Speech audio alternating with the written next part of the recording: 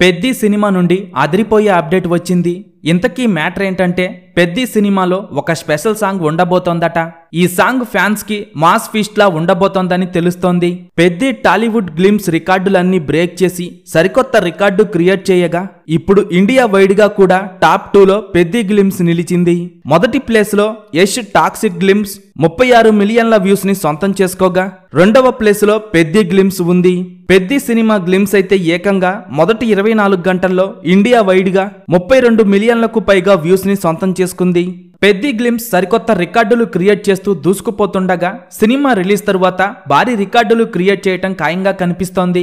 రామ్ చరణ్ అన్న హీరోగా చేస్తున్న పెద్ది సినిమా మొదటి రోజు ఎన్ని కోట్లు వసూలు చేస్తుందని మీరనుకుంటున్నారో కింద కామెంట్స్ రూపంలో చెప్పండి.